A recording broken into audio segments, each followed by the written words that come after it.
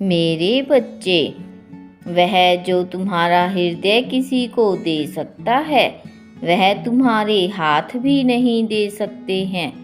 मौन होकर भी जो तुम्हारे व्यवहार से कहा जा सकता है, वह संभवतः तुम्हारे शब्द भी नहीं कह पाएंगे। जब तुम अपने आसपास के लोगों की प्रसन्नता में अपनी प्रसन्नता खोज लेते हो, तो दुनिया की कोई शक्ति कभी भी तुम्हें दुखी नहीं कर सकती। कोई भी असफलता परेशान नहीं कर सकती। जिस प्रकार से हंस दूध में मिले पानी को छोड़कर सिर्फ दूध को पी लेता है, उसी प्रकार से तुम्हें भी संसार से केवल अच्छे विचार लेने हैं और बुरे विचारों को छोड़कर आगे बढ़ जाना है। अच्छे विचारों को आत्मसात करते हुए इतने व्यस्त रहो कि तुम्हें जीवन में द्वेष, ईर्ष्या, डर, दुख और पछतावे के लिए समय ही ना मिले। ऐसा इसलिए क्योंकि जो अधिकतर समय खाली रहता है, उसी को सबसे अधिक खालीपन और दुख का आभास होता है।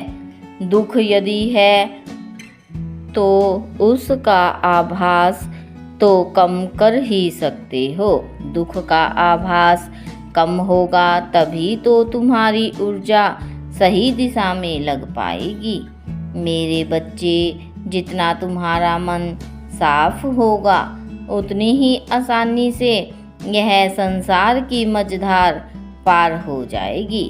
मन जितना निर्मल होगा, कर्म भी उतने ही बलवान होंगे। वैसे भी इस संसार के पार आकलन तुम्हारे कर्मों का ही होगा, तुम्हारी संपत्ति का नहीं। जब तुम्हारा विवेक तुम्हारी आदतों पर भारी पड़ने लगे, तब यह समझ जाना कि तुम सही रास्ते पर हो और तुम्हारी भक्ति, तुम्हारी साधना का फल मिलना तुम्हें प्रारंभ हो गया है। मेरे बच्चे, मैं अपने जीवन में आगे बढ़ने को और खूब तेजी से बढ़ो, लेकिन संभल कर रहना, क्योंकि बहुत से लोग तुम्हारे गिरने की प्रतीक्षा में बैठे हुए हैं। जैसे ही तुम डगमगाए, वह अपना सही रूप लेकर तुम्हारे सामने आ जाएंगे। इसके लिए संतुलन बनाए रहना, अपने हर कदम पर पूरा ध्यान रखना।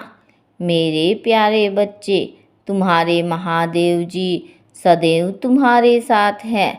महादेव जी का मार्गदर्शन प्राप्त करने के लिए कमेंट बॉक्स में अपने नाम का पहला अक्षर अवश्य लिखें और मेरा लकी नंबर 777 अवश्य लिखें।